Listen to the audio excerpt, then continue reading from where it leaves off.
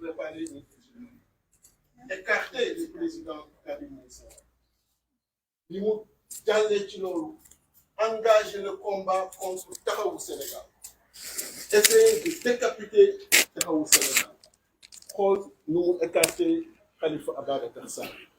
mu paree ci loolu am 2019 son deuxième mandat ñu naa commencé waat le même exercice naa fexe nu ma tàmbalee décapiter le PASTEF engagé loolu ñu naa xool nu ma tàmbalee décapiter le PUR bu paree loolu ci ban parti la jëm gis nga il se pense intelligent on peut le lui concéder mais il doit également savoir qu'il n'a pas en face de lui des fous. On est autant ou plus intelligent que lui. Lu mu yëkkati na xam ni xam nañu lu tax mu yëkkati ko ak fu mu jëm te kar bi war daan ko ca kar parce que mënul continuer di penser qu'il y a dans ce Sénégal deux droits.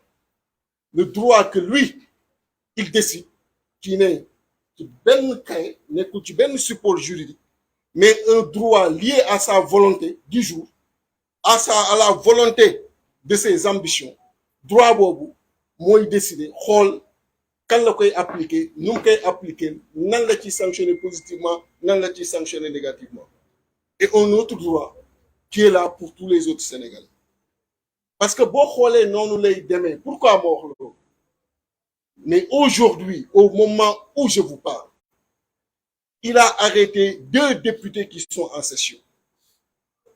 2 députés yi nga xam ni tey suba war nañ leen xaar biir Assemblée nationale. ñu war a mën a voter motion de censure. mais yéen ñëpp toog fii ku xamul règlement intérieur du Sénégal amul ku xamul constitution bi amul Sénégalais fu mu mën a ne ci biir réew mi. ak fu niveau jàngam toll xam na ni député du danga koy arrêté nu mu la neexee xam na ni député du danga koy jël emprisonné ko nu mu la neexee député dafa am immunité parlementaire président Macky Sall dafa am immunité mais pourquoi se permet-il de prendre 2 députés yi nga xam ni danoo dem répondre à la DIC par respect à ce corps, parce qu'ils n'ont pas reçu, je le rappelle encore une fois, de convocation. Mais parce que ce sont des honorables, dès lors qu'ils ont senti qu'il y a un mandat d'amener avec leurs responsables, en responsable, ils sont partis répondre à la DIC. Dem dugg biir DIC, le minimum, mooy au moins que ce corps lui restitue, leur restitue, ñoom it li nga xam ni moom la droit bi wax ci ñoom mooy leur immunité permettre leen que avant ñuy engager quoi que ce soit au moins que ñu adressé au niveau de l'Assemblée nationale ce qu'ils n'ont pas fait et xam ngeen ni depuis démb ñoo ngi foofu j'ai été victime de cela ici devant le siège génn député il m'arrête il m'emprisonne pendant 10 jours ki nga xam ni moo doon yóbbu lu xew on a reçu un ordre et tu restes à Sébikotane député on te condamne vous pensez que réew mi mën na continuer noonu réew mi mënul continuer noonu gis nga ku naan bëgguma ay damay daw ay yaa ngi jël lépp ramener ko sa bopp et la politique quand un homme politique s'engage il n'a pas le droit de ramener lu mu mën a doon ci boppam donc daw mënatul ne parce que ce ne sont pas nos vies là qui sont en jeu c'est la vie de la démocratie sénégalaise qui est en jeu et quand je parle de la vie de la démocratie sénégalaise ça transcende même les générations présentes parce que ça intègre les générations futures en ce moment la posture debout devient une obligation pour chaque Sénégalaise et pour chaque Sénégalais parce que dafa am li nga xam ni moo ñu tënk muy suñu constitution suñu ay loi ak suñu ay règlement et constitution boobu moo tax tey ñu naan que président de la République Macky Sall moo tax mu jël suñu avion dem fële au niveau des États-Unis yegg fa la première phrase qu'il sort te ngeen am que mu def tey journaux yi mooy même ngi piétiner le droit parce que il dit que le troisième mandat c'est clair aujourd'hui que ce n'est plus une question de droit. Comment le troisième mandat ne peut plus être une question de droit? C'est ce qu'il a dit. Et vous l'avez relevé. Un président de la République qui extirpe du champ du droit le troisième mandat. Ça veut dire que donc c'est sa volonté. Mais monsieur le président, le troisième mandat n'est pas votre volonté. Parce que le premier n'a pas été votre volonté. Encore moins le deuxième. Et le troisième ne sera pas votre volonté. Ce sera la volonté du peuple sénégalais. Et le peuple sénégalais a déjà dit non au troisième mandat. Vous ne le ferez pas. Vous ne le ferez pas. Moi, je ne parle pas de troisième candidature. Troisième mandat, il ne le fera pas et il le sait. Mais il l'extirpe aujourd'hui du champ du droit. C'est ce qu'il a dit.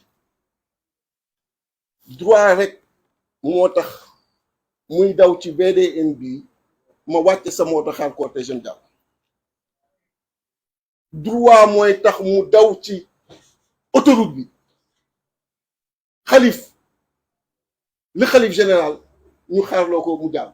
Droit rek a tax léegi mu ni troisième mandat bi du droit.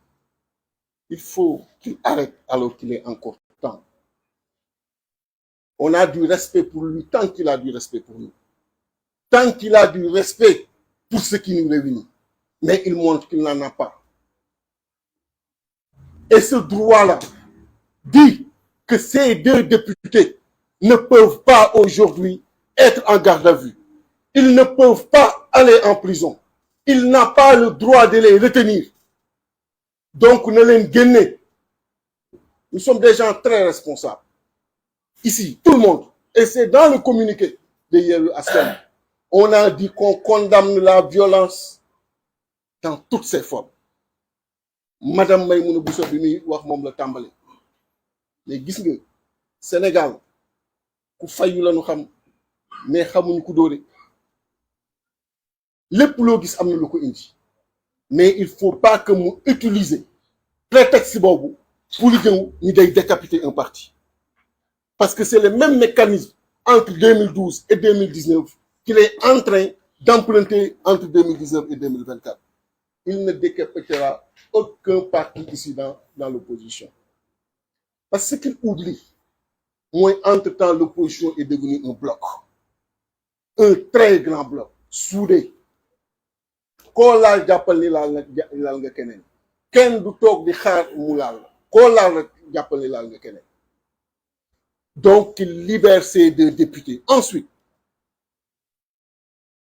comment il pense être plus intelligent que nous réunis? Pensant que s'il retient ces deux députés, parce qu'il y a demain une motion de censure, pour que oui, nous bañ a participer ci vote. Même si nous avons une procuration, nous savons le président de l'Assemblée di ci def. Pour dire finalement, la motion de censure n'est pas passée, parce qu'il y a tant qui ont voté, tant contre. Mais où est-ce qu'ils pensent qu'ils se trouvent? Wax ci da ciy gàtt mooy l'opposition est prête et ne peut plus laisser continuer ces forfaitures. Ces forfaitures qui veulent que progressivement, ils engagent lu mu tegul fenn contre ay citoyens sénégalais yi nga xam ni amuñu benn tort lu dul wax li ñu xalaat wax ni ñu ko xalaatee. Na libéré Massata Samb, na libéré Mamadou Niang. Ce sont des députés et bu dëgg moo war a tax waxuloo ku ne xam nga ni téye leen du dëgg et ku deful dëgg yaa ngi def leneen te ku waxul ci dëgg yaa ngi protéger leneen te ku ñu xam-xam rek la ñuy wax. Donc le droit dit que ces deux députés ne doivent pas être encadrés. Le droit dit que ces deux députés ne doivent pas aller en prison tant que leur immunité parlementaire n'est pas levée. Avant ñu engager pour xam lan moo ci xamal lu ci amul. Nous leur exprimons tout notre Et nous restons plus que jamais debout. Et nous disons au président Macky Sall que la question du troisième mandat est une question de droit. Ce n'est pas à lui de l'extirper ou de l'extraire du champ du droit. Dem ba États-Unis dafa wax loolu kookali mais ñoo ngi koy xaar Sénégal ñoo ngi koy xaar Dakar. Je vous remercie. Je donne la parole.